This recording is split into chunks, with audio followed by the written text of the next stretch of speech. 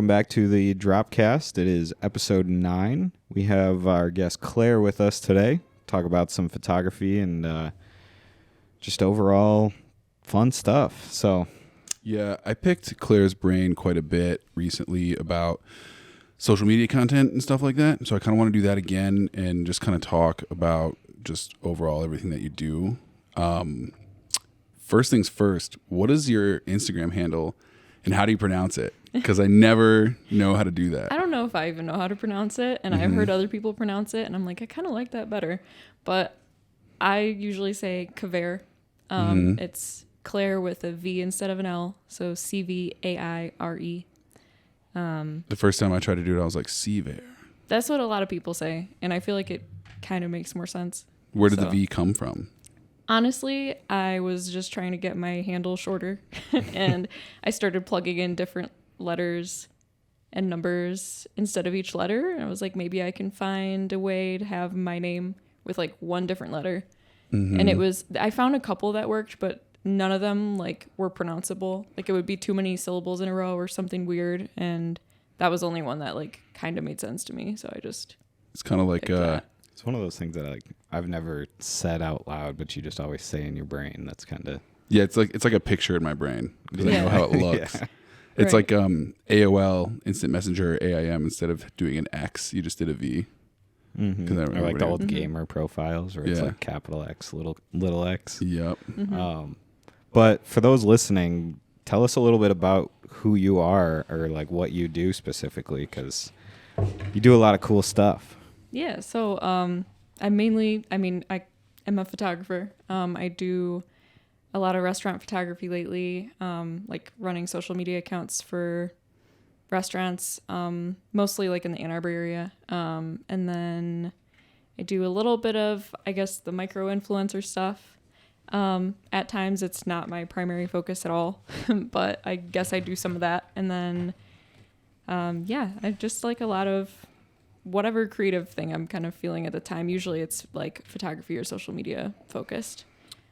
Yeah, I've seen you do a lot of food photography, like way back in the day, and I remember looking at it and I was like, damn, she's got it down pretty good. Thank you. And then on top of that, like your, I don't want to say presets because I hate using that word, but like your color style, palette. yeah, your tone selection and everything, it just looks great. Thank Sorry, you. I'm setting a timer for the camera because the battery's dead. But yeah, from like food photography to like even I've seen amazing portraits and stuff. But like your food photography too. Like I would say that stands out 8-fold times, or 10-fold, 8-fold studios. Shouts out. But where was I going with that? I think it was just like the prints that I've seen that you've done specifically with like different coffees and stuff, like close-up shots Like of coffee. the splash photos and stuff. Yeah, and the splash photos too, with like the alcoholic drinks too. Those were really eye-catching. And what are you shooting on for everybody here? So I use a Canon 60, and that just fell. It just scared me. Whatever, it's not gonna go. I'm shooting on a Canon 60, and then pretty exclusively using the 24-70 lens. I had that's other like your lenses. go-to. Like, Yeah, I have other lenses. I just never use them. 24-70 is basically my go-to as well. Yeah, I don't know. I kind of just do that with different lenses over time. I pick one and I use it for years until I'm like, this can't achieve what I'm trying to achieve anymore. And the then versatility of the 24-70 is great. It's like, I don't know that there's anything I couldn't do with it unless it was like something really specific, like needed a really wide shot for something, or I don't know. But it works for what I'm using it for, unless it's like super dark or whatnot. Yeah. But most of it can be fixed with like lighting, and I'd say stuff that's like pretty that. powerful too. Just like sticking with one lens, like you said. I mean, granted, the 24-70, you have like pretty much everything you need in that lens, but just not having to like switch lenses or even like think about different framing in a sense, but just like, oh, I have to switch over to my super wide angle. Like you're kind of limiting yourself into this 24-70, where I feel like you can really hone in and perfect your craft that way, which is really cool.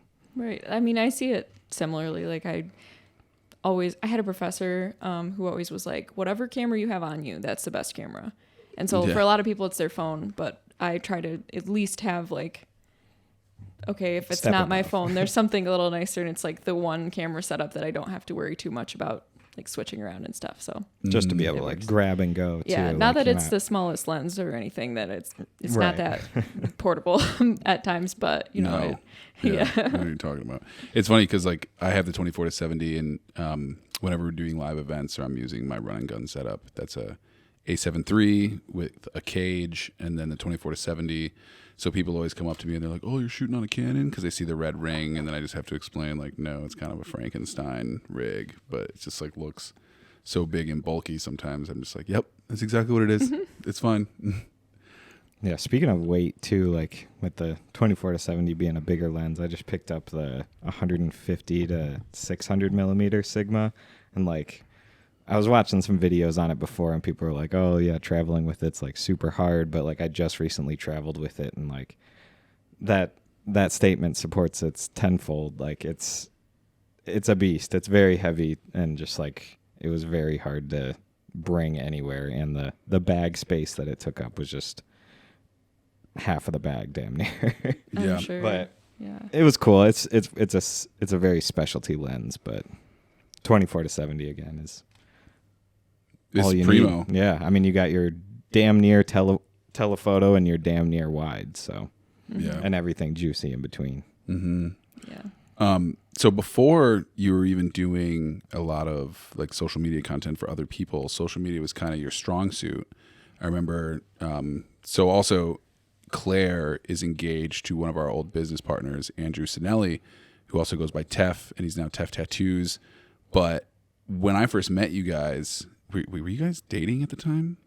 We would have probably had to be in Yeah, I order think so. for me to be introduced to you guys. Mhm. We must have Yeah, been. probably. But it was so interesting to me because I noticed both you guys had like 10K followers at the time on Instagram, and I was like, "Whoa, how the hell is that? How do you guys do that?" Like, and then I would go and look, and I'd be like, "Oh, they're actually like real followers. Like, there's engagement, and there's a like ratio that makes sense. Like, that's kind of awesome." And I always was curious about that. And Andrew had told me a couple tips and tricks on how to like make your stuff look more concrete and insides and outs. But then I remember you even had like YouTube channels with like reviews of like outfits, jewelry, like the type of like stuff that you're into when it comes to like coffee, or just like really getting this aesthetic down. And I think that's cool because when did you start doing that?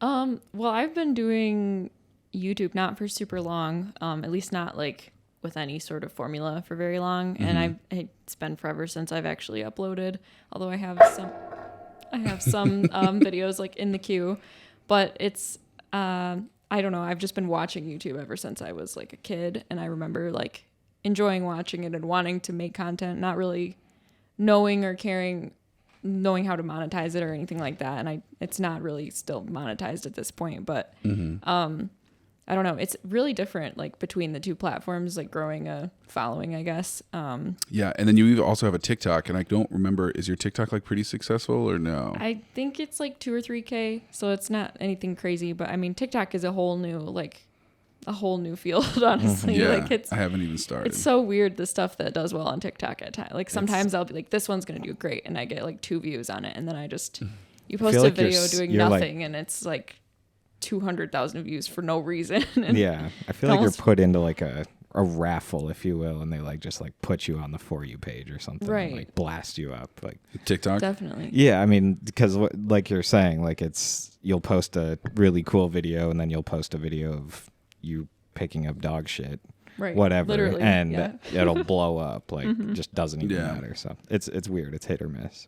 But Yeah. I there's feel a like crazy reach on it on TikTok. Oh, definitely. They definitely are looking. I think it's an algorithm, so it's not like they, but the algorithm is like searching for things to promote on there for sure on TikTok and on Reels on Instagram. Like I think Reels took a lot from TikTok's algorithm because it was working and people were happy about it. And I mean, I guess they finally gave us chronological option back for the posts and whatnot, but like they at least saw TikTok and were like, that's working for them. Like, here, you know, because I mean, the amount of times I'll be scrolling on like my feed and I'm like, I just haven't seen anyone I know or anyone I want to see on Instagram post a picture. Like, and I'll just be scrolling for like a good minute. I'm like, I haven't seen a single thing that I care about. Yeah. Whereas if you're on your like For You page on TikTok or like the Reels on Instagram, like within like 1 second, like I'm tailored. sucked in. Yeah. And I'm like, I can't stop watching this, and I'm scrolling for an hour now.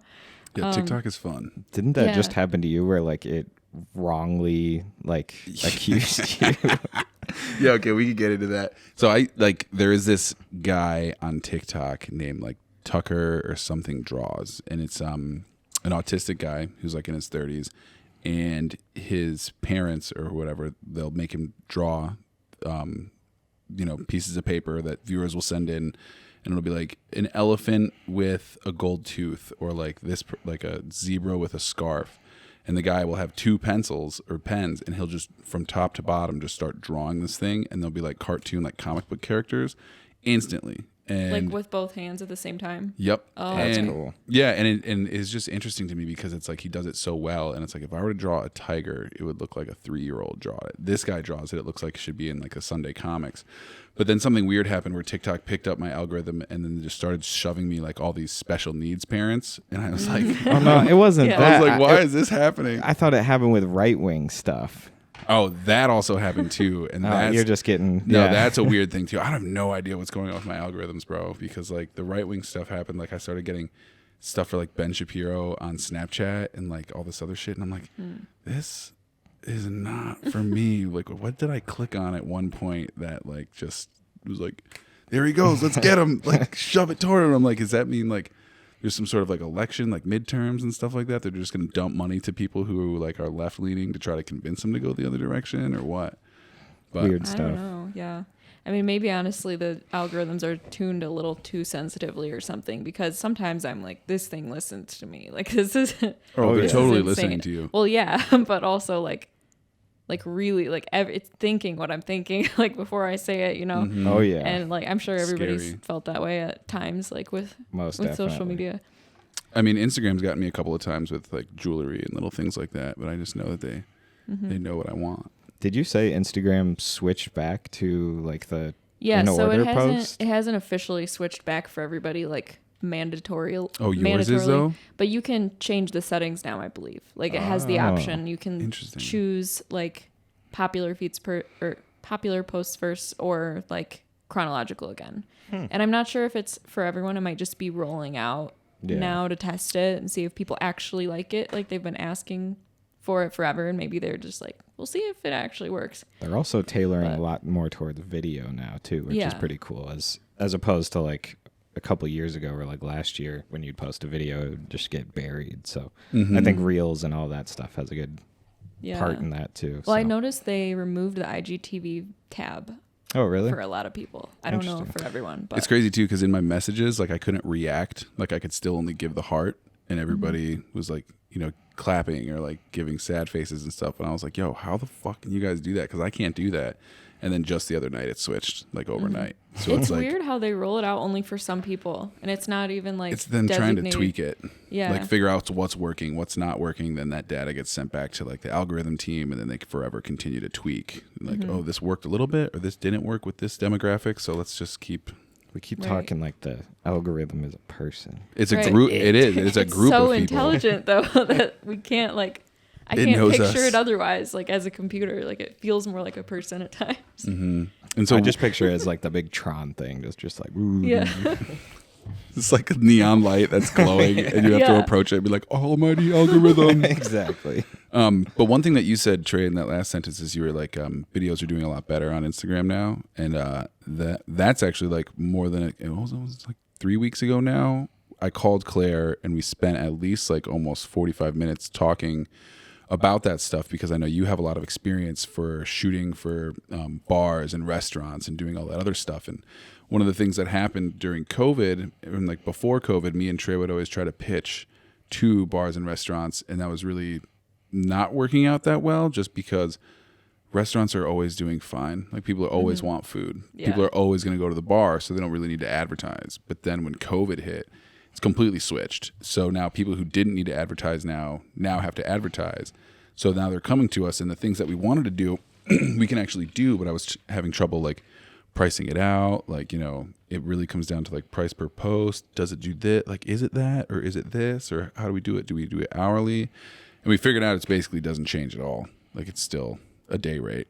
But I remember we were talking about that with you, and you just had like all this information to just dump for me. Yeah, well, probably for me, a lot of it's been definitely trial and error. Like, I think the first ever social media thing I did was for a restaurant I was working for as a barista. And I basically knew I wanted to start doing social media. Like, I was doing some stuff for, like, I think I was working with Andrew for a yoga place, and we did some stuff for an apothecary.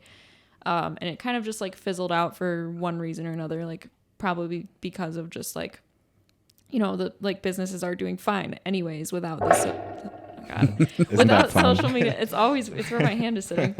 But like a lot of people are just like, we can just take pictures on our phone. Like it doesn't matter. Like people are gonna come regardless of what our Instagram looks like. And that was the general like mindset of all these restaurants and stuff before COVID for sure. So right, definitely. And I mean, it's Ann Arbor too. It's Michigan. It's not like people are flying to New York to go somewhere that they've seen online that looks cool. But like, I mean, I'm sure some people are, for some restaurants, it's how people find places. But like the majority of people are just like, what do you want to eat? Like tacos? Great. Let's go to the one place. So I think, having COVID switch things around definitely like changed the price structure and the whole lot of like the way that I reach out to brands and find people who are needing that sort of thing and the way you pitch it and whatnot. Because I mean, when I initially started at that place I worked doing baristaing, it was just like me going up to my supervisor, like, hey, let me take some pictures, like, and put them on an Instagram. And he's like, I don't care what you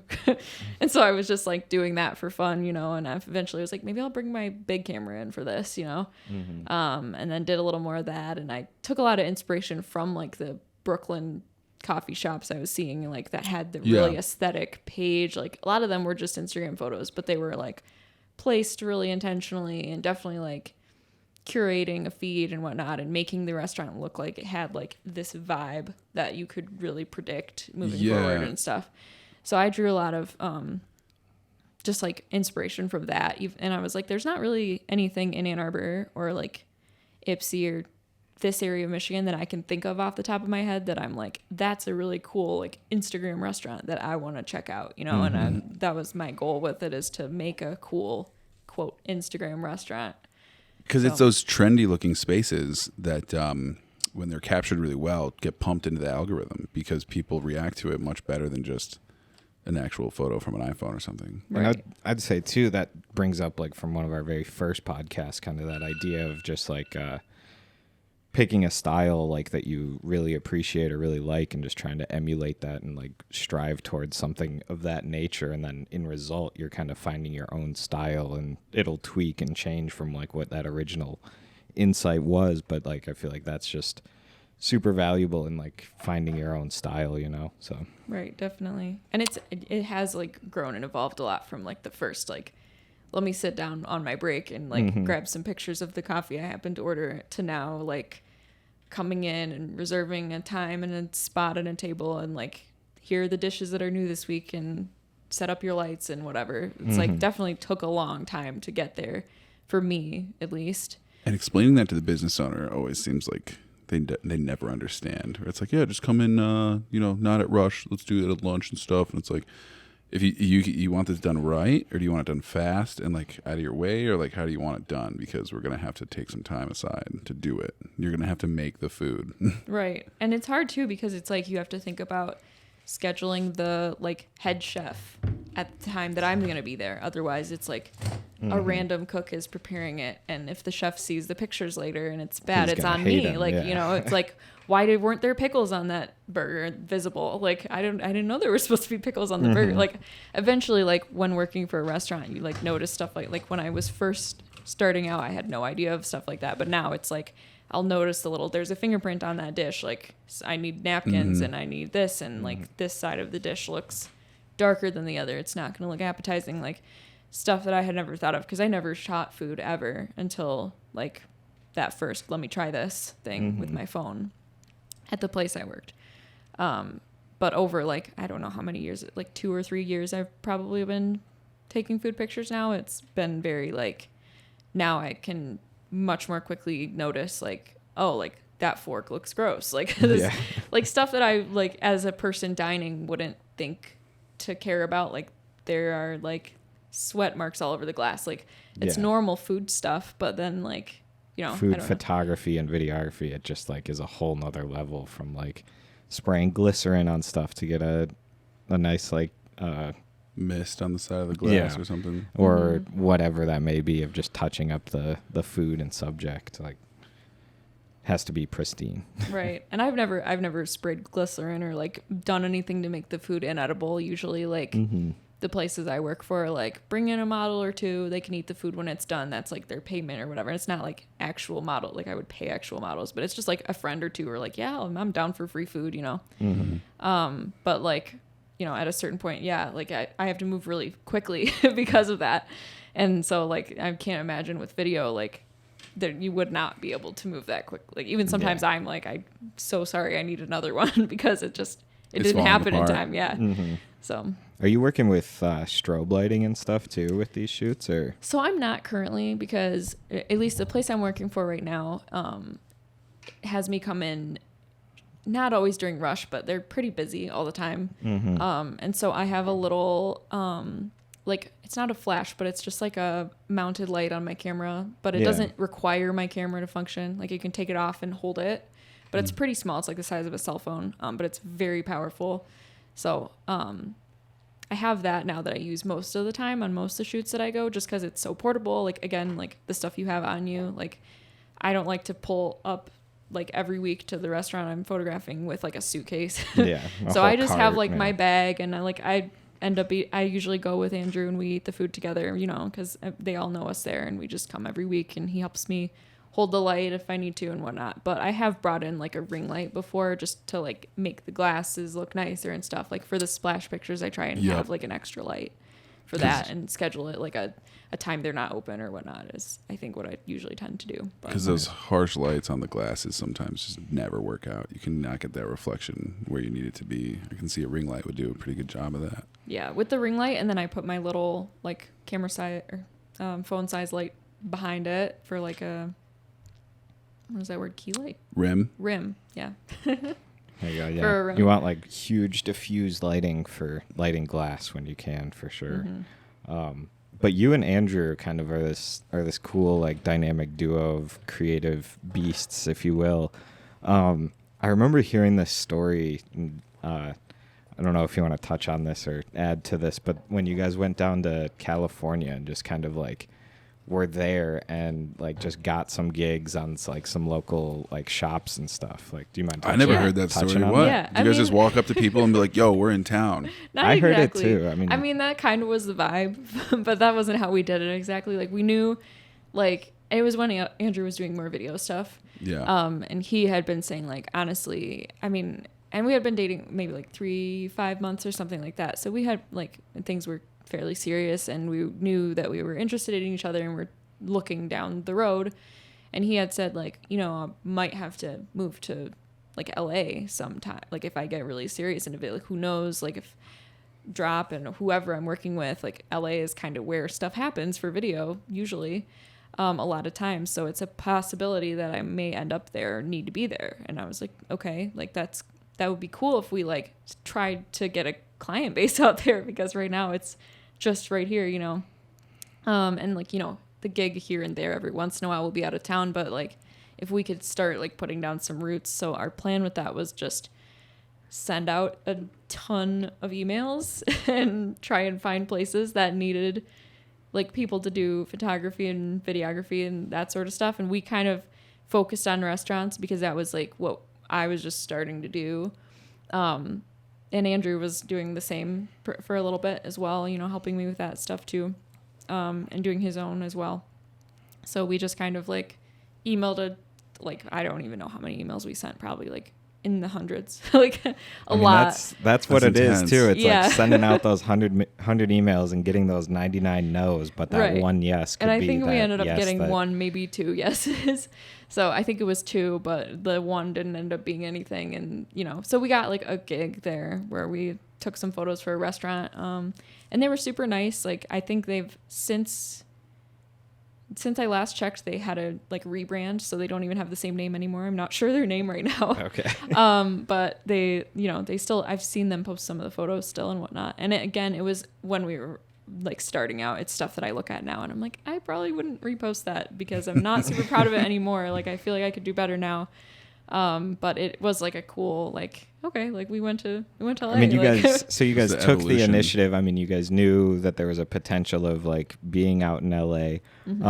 But you guys took the initiative to email all of these clients, and you ended up having one bite, and you guys actually ended up flying out to LA and doing work for them just to build that client base. So that's rad. Awesome. And that just shows that like it's obviously possible, so yeah, definitely. I mean, I think it motivated us for sure. Like we kind of went, and on the trip we were like, I don't know if we want to live in LA. Like we kind of stayed in like a not super nice area. It was next to an amazing taco truck, so that like saved it. But the place was a little, I don't want to say scary necessarily. It was safe, but it definitely was like an Airbnb. I didn't know we'd be sharing with like 5 different people coming and going on. It just was like not what I'd experienced before in an Airbnb, and like the area, it was just different. I'd never been to even California at all. So it was a whole new, like, I saw it for the first time and saw like just how expensive everything is out there, and just, oh yeah, like Traffic. Traffic. Yeah. Yeah.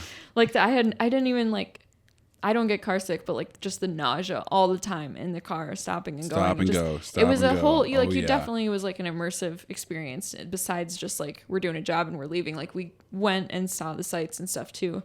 And it was like, first vacation with my boyfriend at the time. It was fun, Yeah, that'd be awesome. So it was like a cool experience, but it was also like, it kind of helped us realize, I don't think we want to, I think we're good on LA. Maybe. I was just in LA this summer, and right as I was leaving, the hotel I was staying at had like this coffee shop in the bottom, and we were in a pretty nice hotel. It was like right on Sunset Boulevard and stuff, but the coffee shop, went and just got a coffee before I went to catch my Uber before the airplane, and I was just a regular iced coffee. It wasn't like a cold brew or anything, like iced coffee, normal, whatever, trash coffee, by the way. And he rings it up and he's like, yeah, that's like $9.50 or whatever. And I was like, oh, did you ring me up for 2? And he was just like, in the most LA, just like, no. And I was like, oh, all right, cool. And yes, like I said, it wasn't even a large, it was a regular. It was like the smaller, like horrible coffee too. It was a shame. I'm sorry. That's really unfortunate. Not even like oat milk or like any fancy add-ons. It was you like, said it was just an iced coffee, not iced even a coffee latte? with like, milk. Yes, wow. Iced coffee and milk. No oats. They gotta no pay almonds. For a bunch of taxes and stuff out there, man. Yeah, I guess. I was baffled. It's a mad overhead. Yeah. They probably could tell you're from the Midwest from like I'm always surprised who can like recognize an accent too. So they're probably just like, upcharge. Your coffee is cheap out there. Like you don't know what this is. Like, yeah.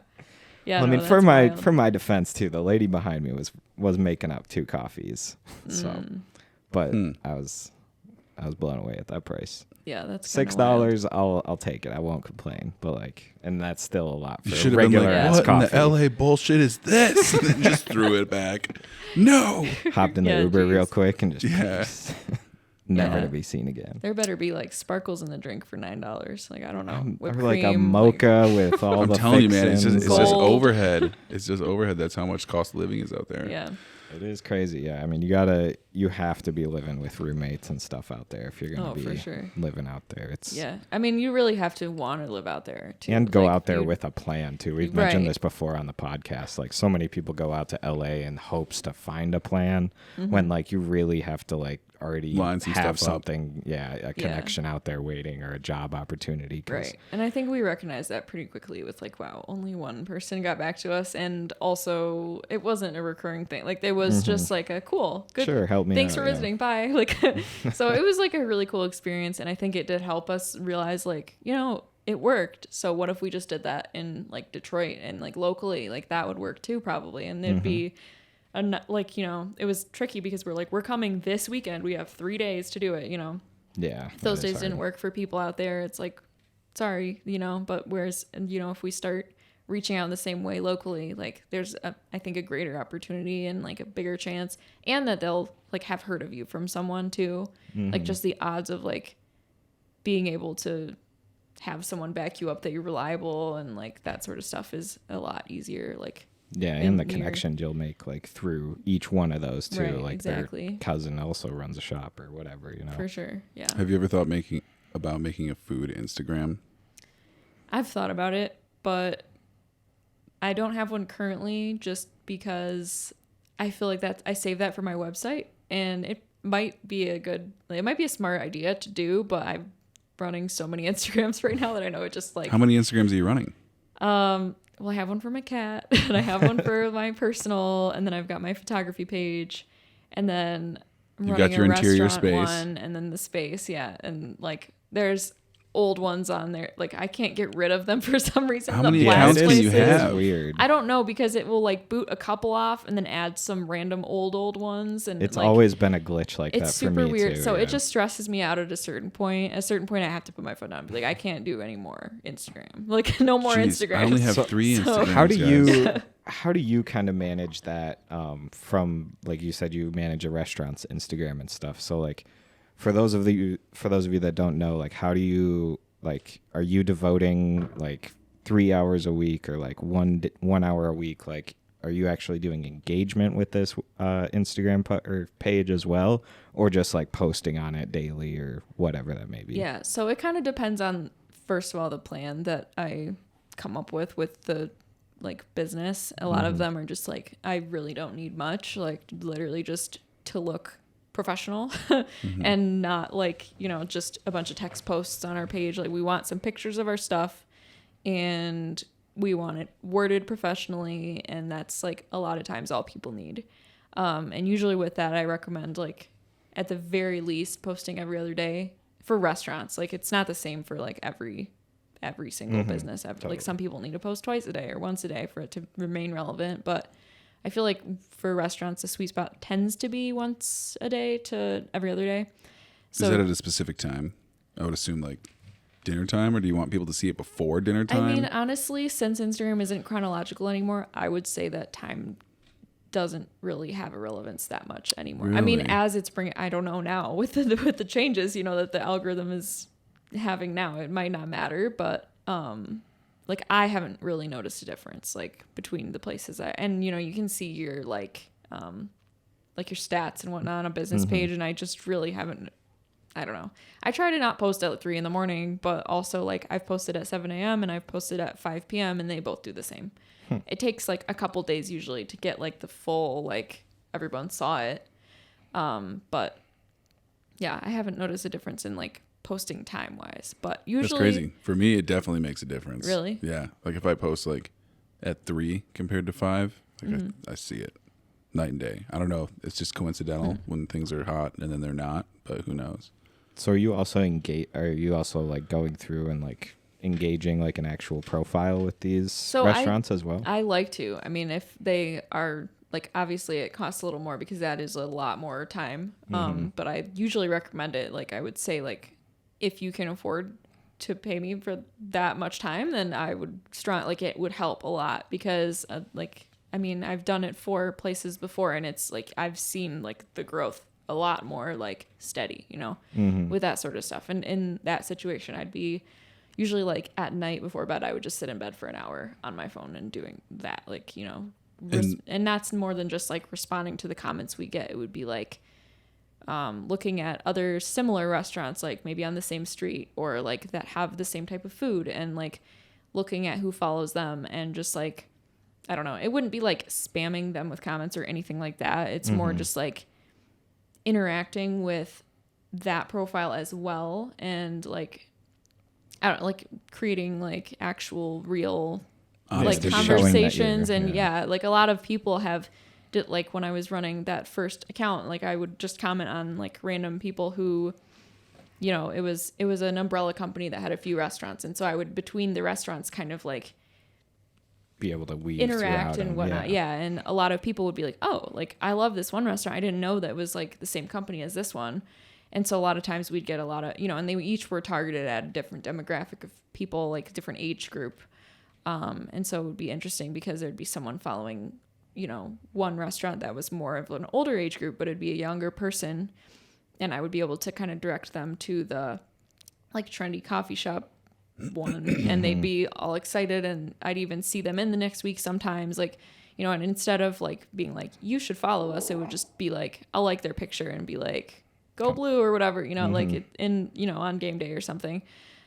So doing stuff like that, I feel like can be really helpful, but also just like posting frequently. Honestly, I mean, the Instagram algorithm sees people that are on it all the time as like the ones it will promote, and it kind of sucks, but you know, it's like if you're on it all the time, it doesn't throttle you as much as if you are just post and then quit the app. Like if you are on it and you're checking your account all the time, it knows that and it'll push you more, which is like, I don't remember where I watched that, but yeah, no, it's like they want to create an addiction, but I mean, like, I guess it works if it's your job, you know, and you have to, I set aside the time to do it. And it makes sense too.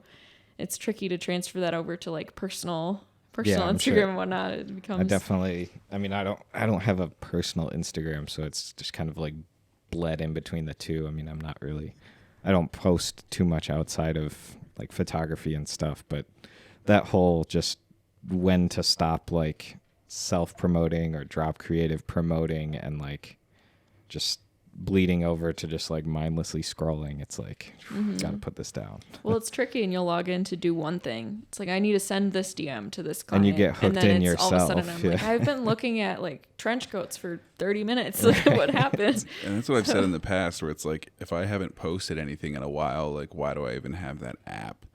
Because like you just feel like you're just gonna get FOMO, you know. It's like, oh, I missed that this person posted.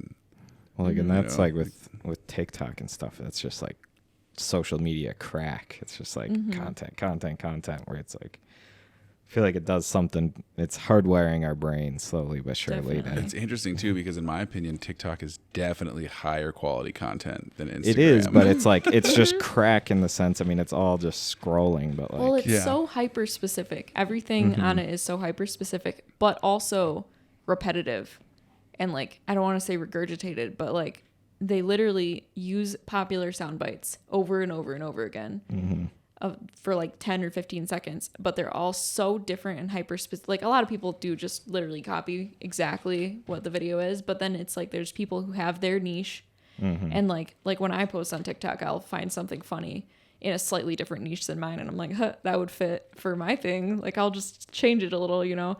And it's like, so it can be funny because you can get like, all the comments will be like, I feel seen, like, you found me, like TikTok sees, like, and it's funny, but it's also kind of weird. Like, it's like, I guess this one did really well because it was so specific that X amount of people, like, you know, more than 2 people related, but it's so specific that people are weirded out by it enough to comment and engage with it. That is, yeah. So, and TikTok is its own company, right? Like, it's not owned by Facebook or Instagram. I know it started as its own company. I want to say it was bought by something recently, not Facebook. But it was that Musical.ly and Thriller app is what it first started off as. That was TikTok? Yeah. Yeah. They don't have Musical.ly anymore, I think, because it is TikTok. I'm pretty sure. But they changed a lot about it. Like, it's not the same. But the thing that scares me about that is it's just like another megacorp, especially one that's like, I think it's owned by China. So yeah, it's just this company ByteDance. Okay.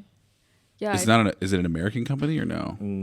It says whose investors include Sequoia China and Cartile Group.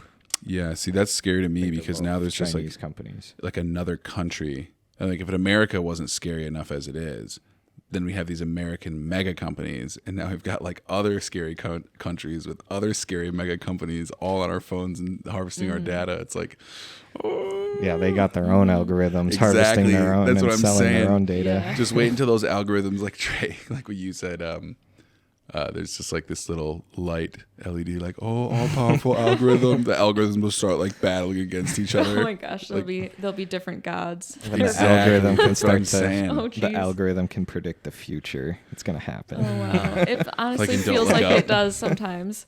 It's just gonna get smarter and smarter and better at doing it. Yeah, it'll take over. It'll be AI created content probably eventually. Claire, have you ever? Oh, I'm sorry. You can continue. I was trying to think of the name of that one girl that was made by Instagram, who's literally like, she's AI and she's completely like not a real person. Yeah. Not Like, I don't Siri. remember it. No, it's like it's someone with just a short name. It's like Michaela or something, I think. It's literally just like a 3D girl, like that looks pretty realistic, but you can tell it's like not a person, but she has like her Instagram account. She's like an influencer, but like Instagram or someone like made her, and now she has like other ones. No, the one that's Asian, right? I don't know. I Like the pop dancer, because I've seen one like that. I don't think so. I think that's we're like talking about different stuff. It's similar to like the "This person does not exist" website. Yeah, it's exactly like that. Okay. Like none of these people really exist. It's just AI generated, and like each time you refresh interesting. the page, it's like just a new person that's like that's It not just a real like makes person. a fake face Yeah. that looks like a person. That's really wild. Yeah, Yeah. very creepy. But yeah, the one that I was talking about was like this K-pop style person that was Oh, where it's like a hologram on the stage. it wasn't even that. They had like an actual robot person that was like an influencer. wow. I think I've Didn't seen I that. show you that? I think so. Where it's like an anime character of sorts, where it's like this character is the No, dude, I'm talking about like a rubber doll. That like they Wow. could Yeah, change. I don't the know what you're I don't know hairstyle what you're of and a talking bunch of about. other I have stuff. not heard I mean, of I've that seen either. it. I was reading an article about it in some like tech mag online. Is it like a robot? It's a robot, but it was interesting because like they could change not only the appearance of this robot, but like what it does, because obviously they control it. And when I mean what it does, like not its movements, but it's like I'm a K-pop person, or like now I'm a gonna be this firefighter. person. Yeah, but not but it was mostly for like fashion and influence stuff like that. And they would just use this doll, and it would just be to like gather data and like do all this other stuff too. But it would like AI generate K-pop music, or and they were like, whatever that may be. and then there were like render artists that were like putting it in different backgrounds and doing other things. And like today, I'm in like Singapore, like on tour or something like that. It was really weird. It was super, super weird. That's interesting. Shit's gonna get real weird here. Yeah. But so one of the things that I was talking about is like, have you ever started a food Instagram? And I didn't really mean that as like an Instagram that showcases all your work, but like a foodie Instagram. Oh. So you can go around and get a bunch of free shit. I kind of guess I did that with my personal page with coffee specifically. Like I Okay. didn't like really push to market it like that, and coffee's like, here it's like $3 to $5, so it didn't seem like anything. No $9 cups of Yeah, coffee. like, and I didn't really like the idea of like becoming a review page or something like that. Like maybe I know Instagram has rolled out a new feature where you can write like an article on your account or something. I don't know. I've seen it like once or twice from people, but You I'm get all these curious- new features. I'm curious to try it. I've just saw someone do it, and then I checked, and there's a way to like it becomes one of the tabs, like how you have like the pictures and yeah. the reels, and there's like one that it's not called articles, it's like guides or something, and you can make a Like a guide. blog. Yeah, but you can use any photo on the app that's been posted, whether you've posted it or not. So I could just like find other restaurants and pull from their feeds and make a guide of like 10 kind of BuzzFeed style article. Whoa. Okay. Yeah, and I've seen people do this in the past like month or two. I don't know how long it's been a feature, but I've like thought about doing something like that specifically, like That opens up a whole realm Yeah, for a and then bunch of it's stuff. not- Yeah, right. Product how-tos. reviews, yeah, everything. Yeah, you can really do it with anything. You could do it with your own posts, or you could put one of your posts in there to promote, because Yeah. I don't know how Instagram promotes that stuff at all. Like We were talking about that too, and you were telling me about how you were struggling with that because sometimes like it just didn't do what you wanted it to do. Like it Like- would just promote to people that already follow you and all this other Right. stuff. Oh yeah, we were talking about sponsored posts and like Mm-hmm. paid promotion and stuff on Instagram. Yeah, I have not had great luck with paid promotion on there because it's just like, yeah, you'll get more likes, but they're likes from literally people who already follow and engage with your stuff. They just do it more quickly. It They're just showing jams them on their feed. Yeah, and they're like, I've seen this 8 times in the past day. Like, they're what? Go away. You know, Yeah. it's like annoying at a certain point. So I don't know that that's all that Instagram does, but I know that when I see sponsored posts for stuff, at least half of the time it's people I already follow and would already see it eventually. So that shows me that like it doesn't seem to be reaching like new, like potential people. Yeah, they should you know? have something you could click where it's like In comparison to your people that don't authentic. follow me. Right. And whereas if you're just, messaging people or like, I don't know, if like, let's say I was to do it on my personal account instead of one of the restaurants, and I'd I'd find someone who I like their style, and I'm like, hey, this person lives in the Midwest too. Like, post something on their page or send them a message or whatnot. And like, there you go. That's, you both follow each other, but it's real. Like it's not like follower for follow. It's just like, that's another person, and they're, if they're, I don't know. Like, I feel like people nowadays with Instagram are a little less like, follow me and I'll follow back and then I'll unfollow you. Like, I feel like in the 2015 or whatever, that was how it all seemed to happen. Even before that. Yeah, I mean, since the creation of Instagram, probably. But now it seems a little less spammy in the sense that nobody wants to be following like 100,000 people. Like, it just jams up your feed and it's annoying. I have to go through and periodically unfollow a bunch of people that just like are usually on the bottom of the engagement list because I don't engage with them anymore.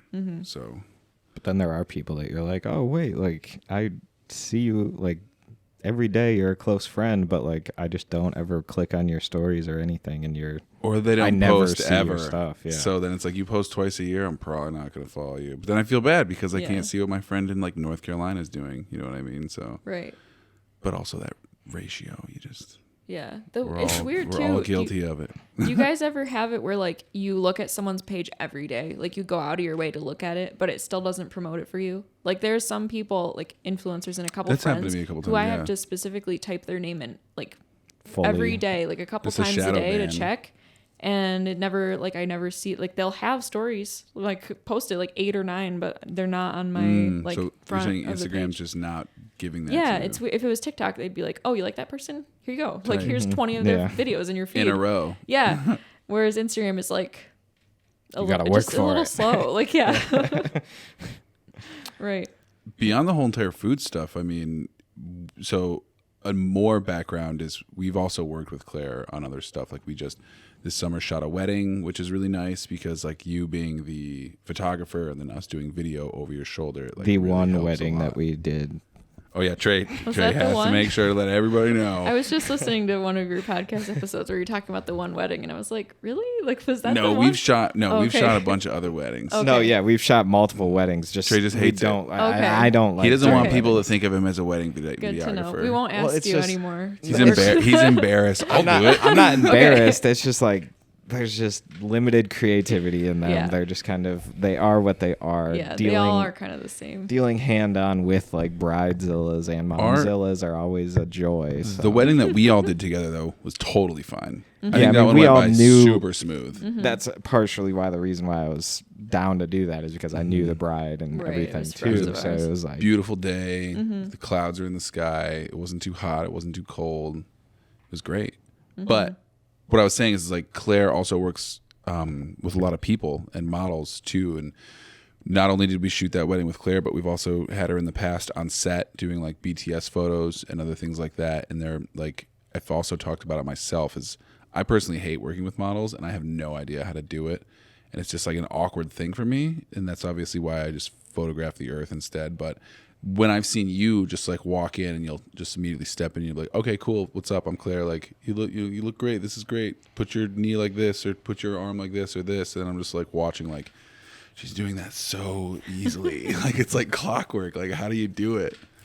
So that was how I really got started in photography. Like, I had no past experience. Like, I never picked up a camera until college, basically. That was going to be my next question. I literally was like, I don't know what to do for college, so I'll go to community college. And nice, I knew I wanted to do art. Like, I did a lot of fine art painting and stuff in high school. Like, I think I had like 8 art classes throughout all of high school. Like, I knew I wanted something art related, and I knew I just wouldn't be fulfilled without that.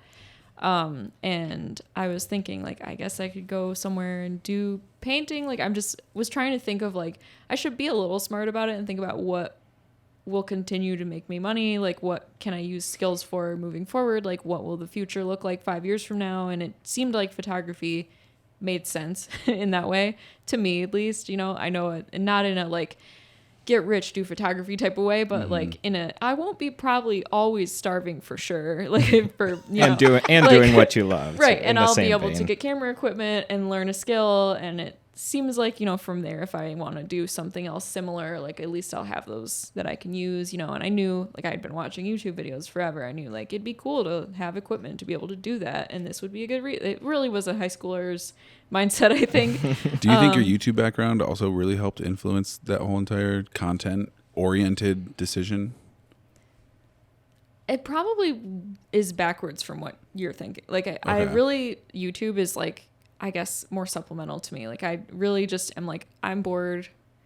This would be cool. Maybe I'll do a YouTube video about it. Seems kind of niche. Like, well, I'm saying, like, growing up watching other people do that on YouTube, like other photographers and other things like that. Yeah. Like, I mean, when I was a lot younger, and I never was like, I want to be an influencer, but like, I liked watching influencers, on YouTube. So I guess like, seeing people create with a camera every day in that way seemed like, okay, that's another like direction maybe I'd want to take it at some point. And then like a lot of YouTubers I watched were photographers too.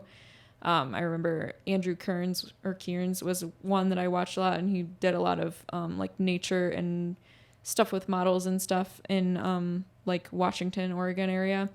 And my mom's from that area, so I like grew up going there in the summers and whatnot. It felt very like nostalgic to me. So there was a lot of like overlap there, I think, with different, like, I knew that if I had a camera, it would be like a tool I could use in whatever way I wanted to.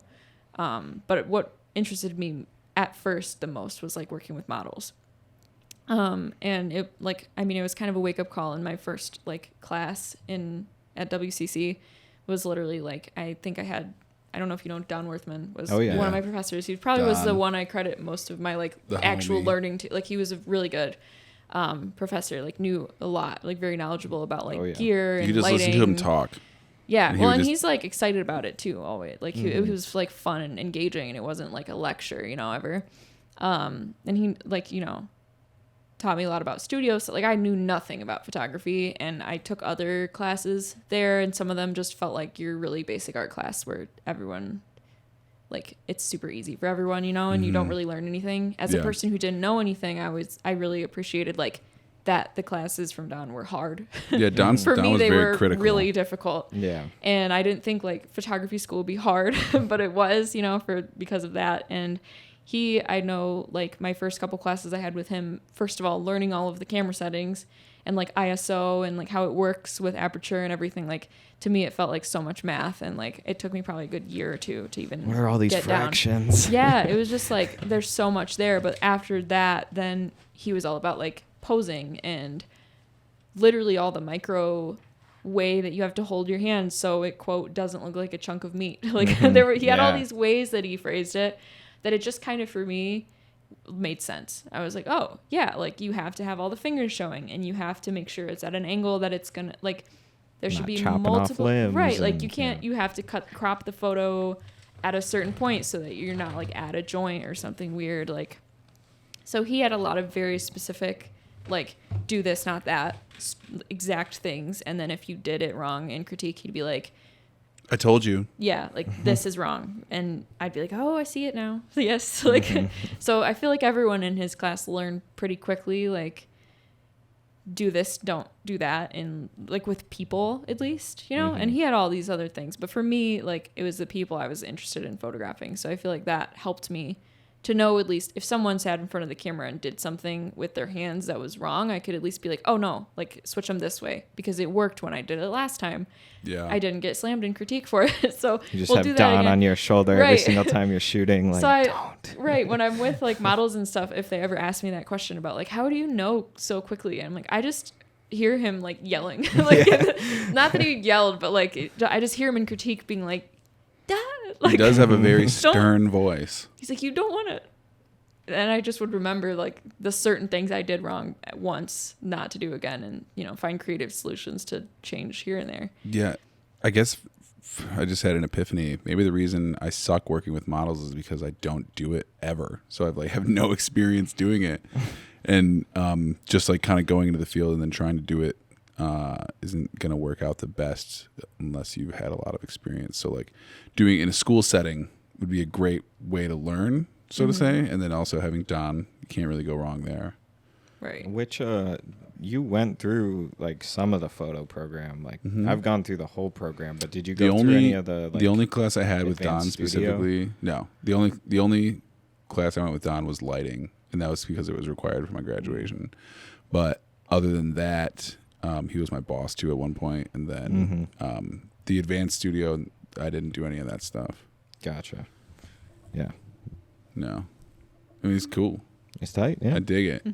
The lighting class was like super immersive, but that was video lighting. Yeah, the video and the photo lighting class are the exact same thing. They just press record over the shutter button. So Yeah, but what do you find yourself like? What do you find your muse to be when it comes to photography in general? Like, what do you like shooting the most? I really just find it changes like every year for me. Like I get sick of stuff really fast. Like that's good. Art wise, it is kind of good, but it's not maybe the best for like marketing myself in a way because it always has to be different, you know, every like 6 months or a year. But I do really like photographing food. It still feels like new to me and like I'm still getting the hang of it, or at least like I guess still mastering it, you know, like I don't feel like I'm there yet. I don't feel like I could like 100% every single time get the photo I want. And I think part of it is definitely because it's not the same setting every time. Like I don't want to say the equipment's limited, but if I'm in a tight cramped space and working with like, you know, using small things creatively, like getting what I want out of not the perfect ideal equipment and whatnot. So to me, that's a really fun challenge. Like I like It's a fun challenge for you? Yeah, like I like using the minimal equipment. Like I would rather shoot without lights if I could, you know, like if Really? just daylight all the time, like that sort of stuff I enjoy. Like working with what's already there to like manipulate it creatively as much as I can, I guess. That's cool because I'm the exact opposite.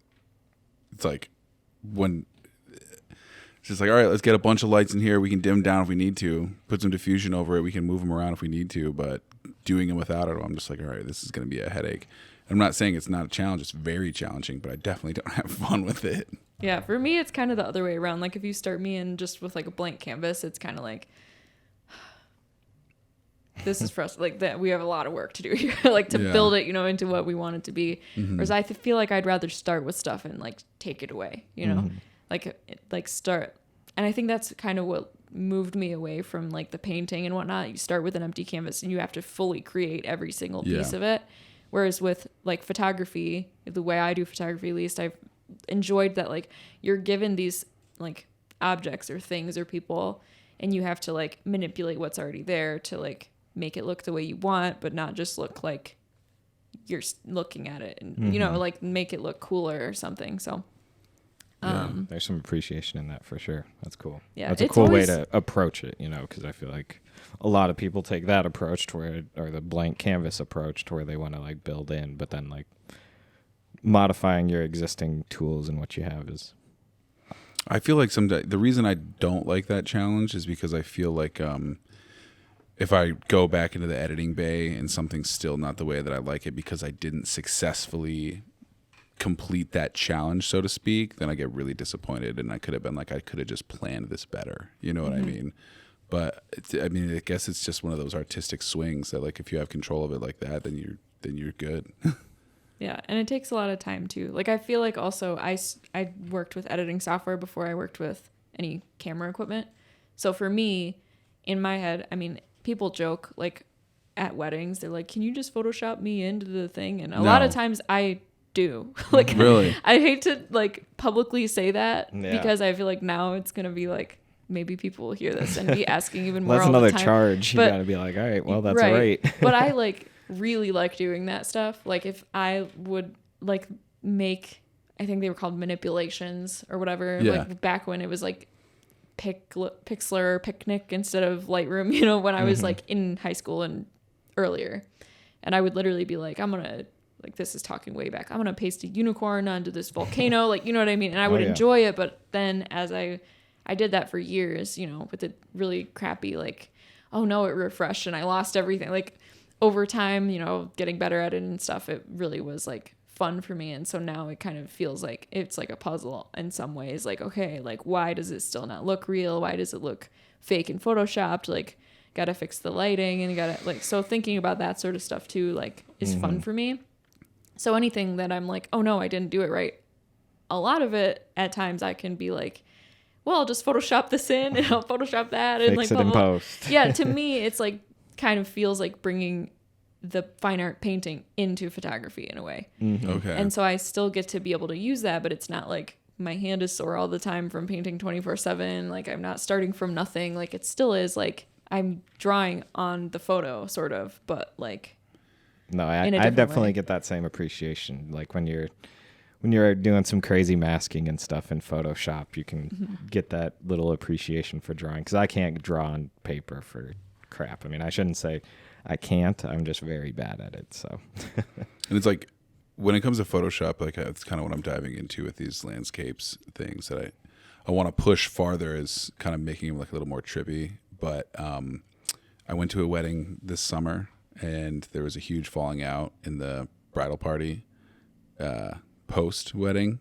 oh geez. So like people were getting cropped out of photos, Oh my like yada gosh. yada. So And all you're that in the stuff. middle of all of it. I would no, so I wasn't you in. I weren't wasn't in the party. Oh, okay. And no, and I wasn't photographing it either. Okay. So I was just there, like as an observer.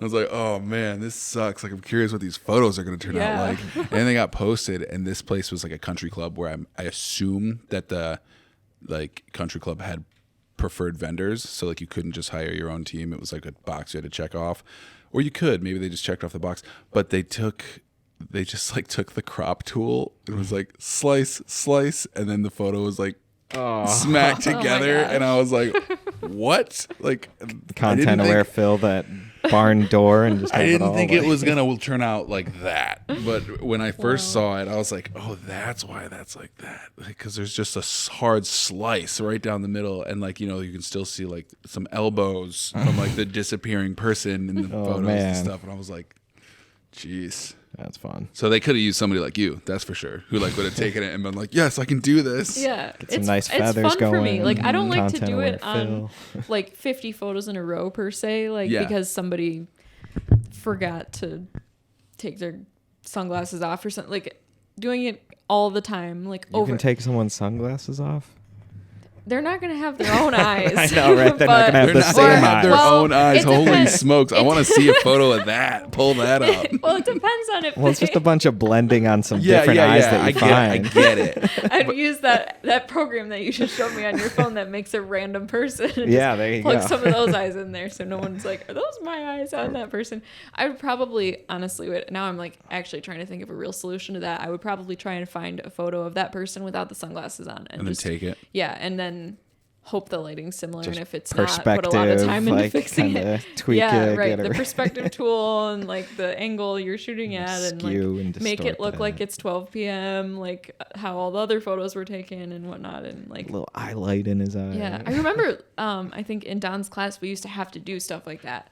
Like he would be like, all right, like edit this onto there, and it'd be really hard at times, and you'd just be like once you sit down and actually look at it and you're like, what's wrong with this? And he's like, well, the colors are wrong. Like the light's Yeah, different. there's like the contrast. And is it's a like, lot. well, that screws me up. Like I can't change the light. And he's like, why not? And I Right. was like, I guess I can. It's just a program. Like I can do whatever I want with it, I guess. Like it's gonna take a long time. It's gonna be hard, but like you can. Like it might not ever look perfect, but like He's like, if you really "Exactly." spend hours on it, it probably will look pretty good. So like I get like Yeah, there's. I don't like to spend hours on every photo, but like at times it's like here's one fun one. I can That's go. enough. I can go a little bit into the deep end into like blending and just like getting all that lighting down. But I see some people on YouTube and stuff, like especially with like the digital art world and stuff, to where they're taking like all these different images and making this like uniform image that's just like immaculate, like to where I don't even know where to begin. But it's crazy how powerful it is. Yeah, some people really go off the wall with it. Mhm. Like it's wild. Like you would never imagine that it had been photoshopped. And they're But it's starting also off like with, an like- impossible picture too. Like you know it has to be photoshopped. And they're just starting out with like basic JPEG images of like a dog and a train, and Yeah. it's like just like these clunky looking images, and then together it's like this beautiful starry night. Right. I was at dinner last Trainscape. night, and my mom, she finally was able to like look at all my photos because I'm like in the middle of doing my website. Trey, did you not go to the bathroom before we started this? Did you not go to the bathroom before we started this? I did, but my bladder's the size of a pea. So basically, my mom had just found out that like Photoshop was a thing, and she'd be like, "Wow, that's so beautiful! Like, how come I haven't seen something like that up here?" And I'm like, "Oh, well, that's that, and that are photoshopped." And my mom will just be like, "What? Like what? What do you mean they're photoshopped?" She's like, "That's not real." And I'm like, "No." And she's like, "That you just lied to everybody?" I'm like, "Mom, that's kind of like what it is. Like sometimes you Photoshop some shit and it looks great. It doesn't matter. Like that's the whole point of it." And she like couldn't fathom the fact that what she was looking at was fake. I mean, she understood that it was fake, but she felt very betrayed. Mm-hmm. And I was like, I don't really know what to tell you. I mean, I can't even imagine like half the stuff like that you look at all the time that you don't realize is photoshopped. Right. Like every single photo that's probably used like for like a giant corporation. Mm-hmm. I really can't think of many that wouldn't. Oh yeah, totally. Besides, like, I don't know.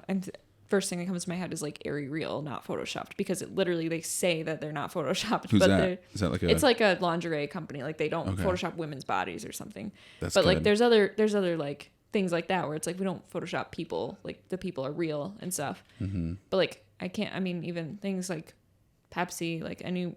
Would probably do. Totally. Just like reflections and even everything from like the mist and all that stuff. And it even happens in the video world. Like it costs a lot of money to pay somebody to do that, but to create things in the video world that don't exist, like rotoscoping stuff in and out. And it's crazy because it's like that's a very large budget just to trick people that it's like, you know what, people still kind of probably want Pepsi. I didn't know we have to like trick them even more that they wanted it even more. Yeah, exactly. Yeah.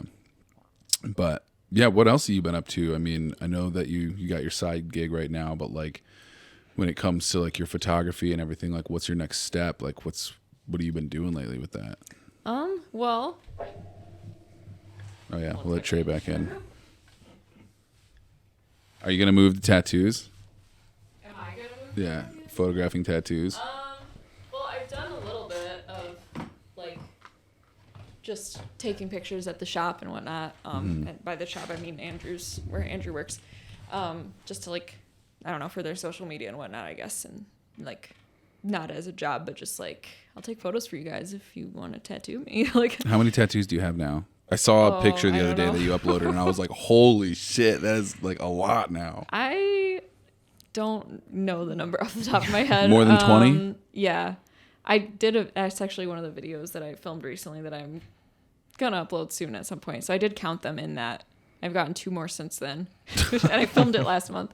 Edit. There are 2 more now. I probably will. I already have one edit that's like, I got another one. Here it is, really quick. Like, I'm gonna do a second. Me again. Like 2 more. Like, wait, check it out. You thought I was done. I will eventually post it, and there will be like 8 more additions. And you posted it. The caption to one of them was just like, "I'm just filling space today," and I was like, That's your method now. It's like attacking little negative spaces. Now it's like when you have the gaps, it's like it just looks wrong. Like I've just put something in this gap and it felt so empty forever. Jeez. Now I'm noticing this. It's just like it starts to get at a certain point. It's like it's empty and weird. Like so you needed to add something there.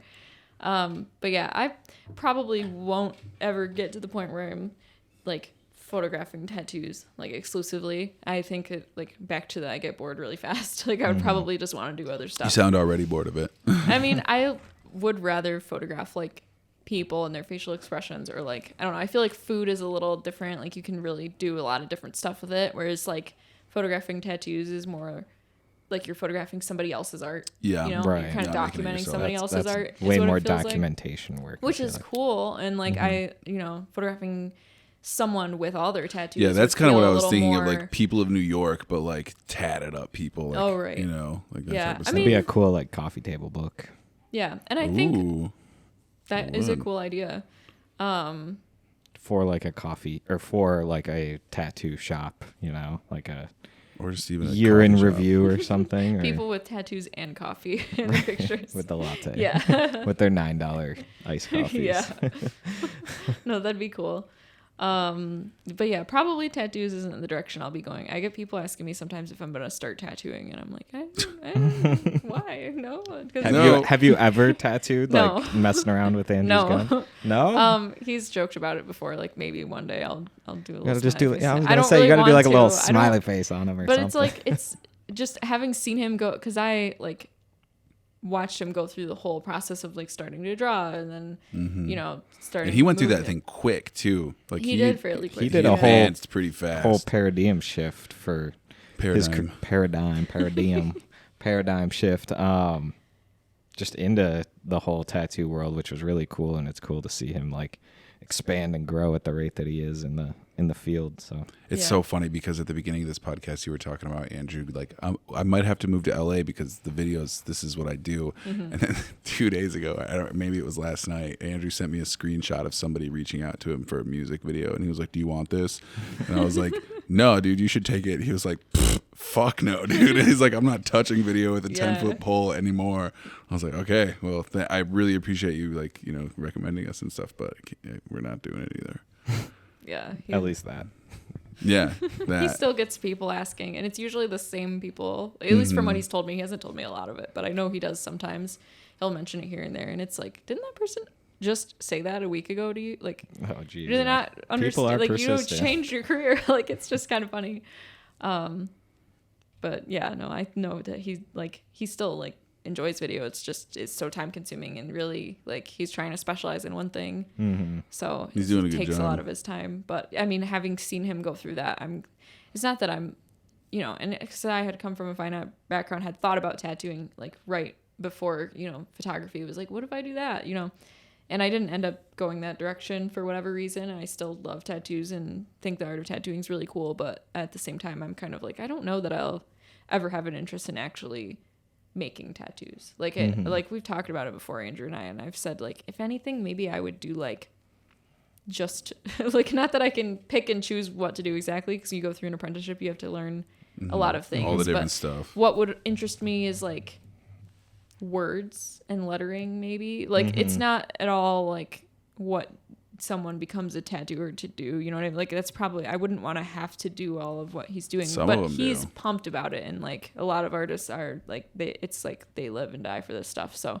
like seeing that now and looking through how hard he's worked and stuff, I'm like, okay, you have to like, it has to be your passion for sure. Like when I was in high school, I didn't know that, and I was just like, it'd be cool job, like be an alt tattooer and whatnot, but like, there's so living, much more breathing, into sweating it. Yeah, I mean, like just even like the back pain, and like there's whole like, people don't even think about like how much time goes into drawing. Like he comes home and he draws like most days, a lot of days, and like that's after tattooing all day and stuff. So it's just like there's a lot that goes into it. And granted, like I would put that much work into like photo and photo and like social media and stuff like that, but it feels like easier because it's like something I'm like pumped about, So It's just about everyone finding their niche and their thing that they do, and what eats them alive and what they can't do without getting eaten alive. So exactly, yeah.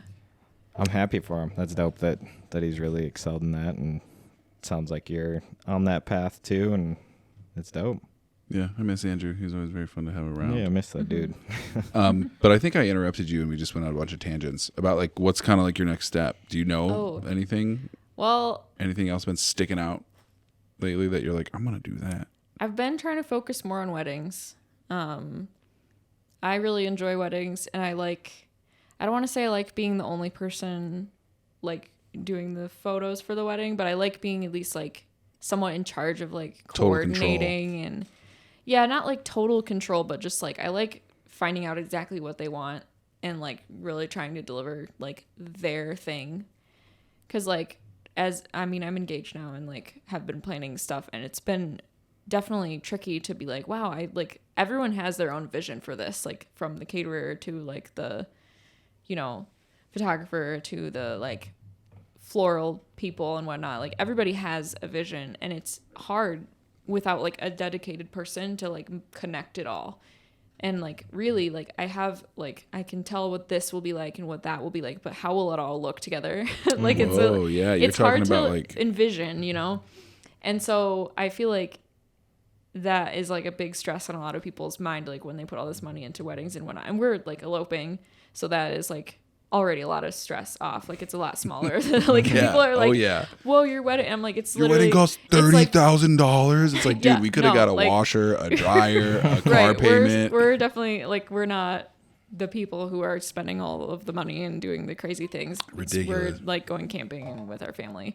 That's but awesome. like yeah, we're pumped about it. But it's very like it's eye-opening to because I've just never knew the prices of any of the vendors or anything. Like I know how much I charge, but like I have learned like wow, like I could raise my rates. Like we all could raise our rates because oh wow, like stuff is expensive for an elopement, you know? Oh yeah. And Terry, sorry to interrupt again, but Mm-hmm. Terry, one of our old photo teachers, I remember he told us something.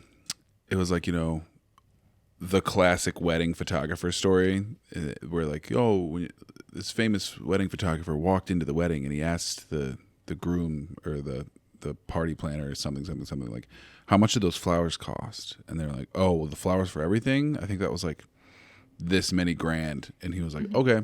And then like the next day he comes back with his prices like, okay, so this is how much they cost. This is how much I cost. And they're like, what? That's ridiculous. And he's like, well, you spent basically the exact same amount on flowers, and those are going to die and be put in the trash and like Right. the next day, and your wedding photos are forever. So do you want it or not?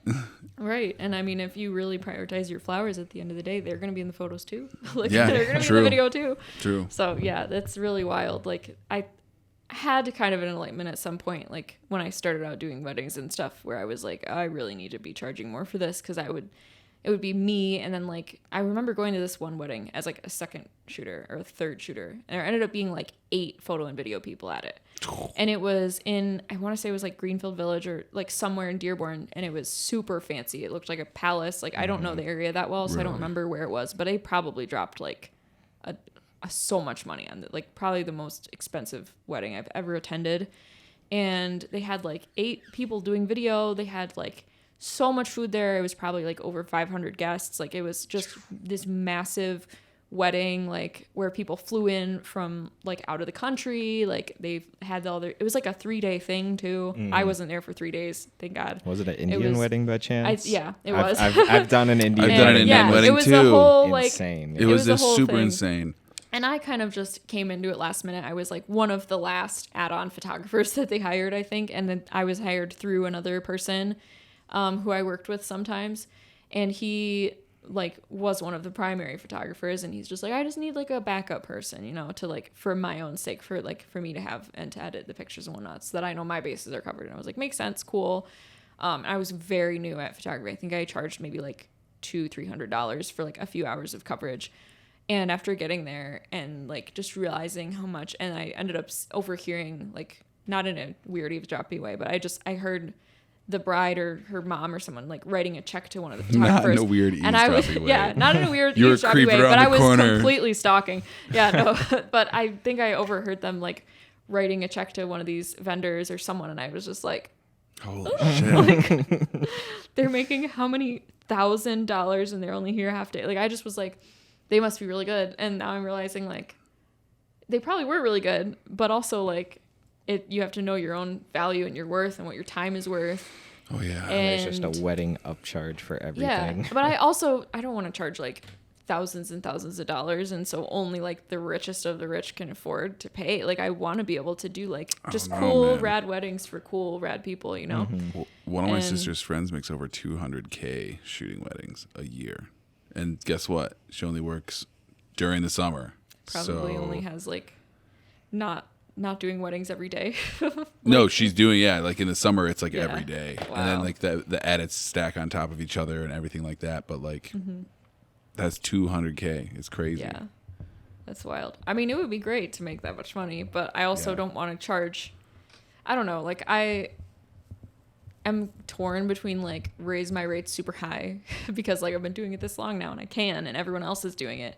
And then I also think you like should. I feel like my rates are somewhat fair. You know what I mean? Like I don't know. It's always a battle. Like it's always like raise your rates, dude. But then at the same time, it's like everyone's gonna keep raising their rates. You don't want to take and advantage then it's gonna of be people. right. Like I feel like at a certain point, I want people to be able to like afford me without having to have like rich family pay for it. You know what I mean? Like, and it's at the same time, like we had one photographer for our wedding actually, who we were like really pumped about. Someone I'd worked with before. I love her photos. She's awesome.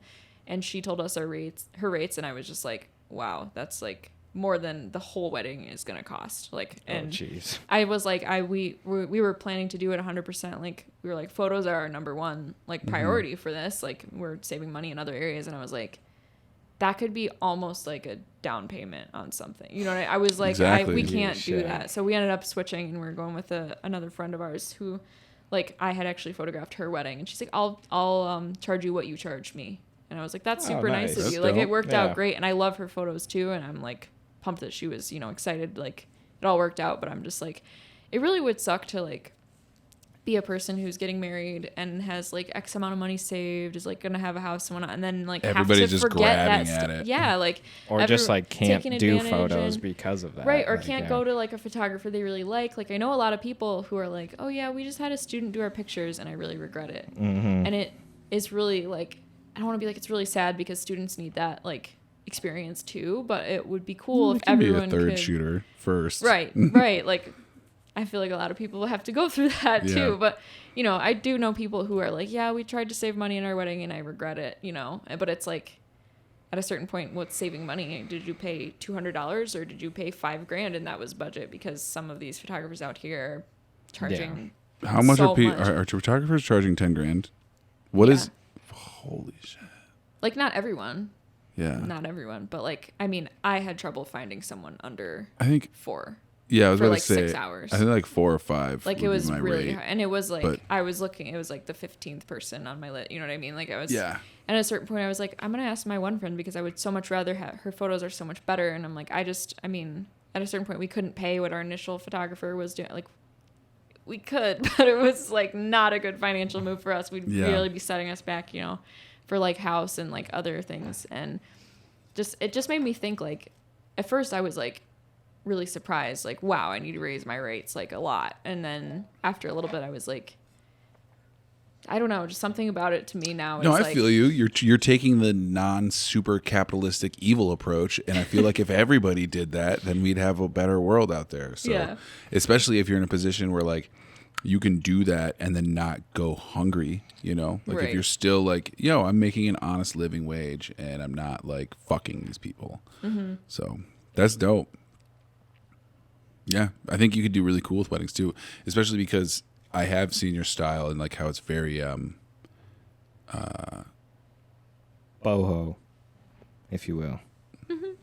yeah, you could see that. I guess. I don't know what that word That's like means. the boho. Like I don't know. That's like the wet. Like I don't know. I have some friends that are Just planning goes a wedding. boho. Boho. Like, what the hell? I don't know what my style is in my head. I'm like, You know what I'm vibey. talking Like, I about, don't though. know. Like a You like the wanna- boho yeah. like wedding photographer look. kinda Like like that's Oh a yeah, thing, right? Yep, kinda that's exactly what I was gonna say. airy. I wanted to say elegant and predominant, but then the boho just makes a lot. That's Yeah, it. Right? You Google there. it, right? Yeah, and that's exactly the way that you have your house styled too, and like it's just like your overall aesthetic, like what you do. So I know that I could see that in your wedding photography, and that's why it's kind of cool when you were talking about like I want to be able to take control of it because I can give you a like look. Like I can make a look for your wedding rather than just like the really boring, And I like stereotypical to shit. like I like to be able to have clients be drawn to that look and want their wedding to look like that and come to me and say like, we want to look like supermodels. well, I mean, yeah, a lot of them do, but also like we want our wedding to look like moody and like cool and have like cool energy, you know, but also like emotion and stuff. And like granted, everybody captures that in different ways, but it's like really an honor when someone comes to you and is like, I want you to take our pictures because I want it to look like how you take pictures. And that's like finding your style Yeah. and stuff within that. Yeah. right. But it's also like everyone wants something a little different. And so it's cool to be able to like ask them questions and like find out what they're looking for specifically. Like if they have a vision, like a lot of times people will say something like that to me where they're like, we want you to do them because we like your photos. And then I'll be like, all right, send me like some of your favorite wedding photos. Doesn't have to be mine. And I'll get these photos and I'm like, wow, that's nothing like my work. Like, Yeah, okay. that doesn't make sense. So I've it's had a that happen fun to me, challenge too. too. It's like sometimes I'm like, what part of this photo do they like? Like, do they like the editing, or is it just that pose, or have they not looked at many photos and they're just like, here's some pictures? Like, they just see your shit and they're like, oh, this person's a good photographer, even though it's not the same style that I like. It's like coming to Andrew and being like, can you give me a geometry tattoo? Like, you're a great tattooer. It's like, no, like that's not how that works. Right, but it's also flattering too. Like, regardless, any interest in your work is like, that's cool. They want to support you as an artist and stuff. Well, I have to go pee, but I think that can wrap up this episode. We're about to hit an hour and a half, close to. Yeah, we're at an hour and a half. Is there anything else, Claire, that you want to touch on, or other than that, like plugging all your stuff that you want to plug? And yeah, I mean, everything is Cvaire. So you said Claire without the L. It's Cvaire, and that's TikTok and Instagram and YouTube, I think, is all I use. I think. Fun stuff. I can't think of anything else that I do.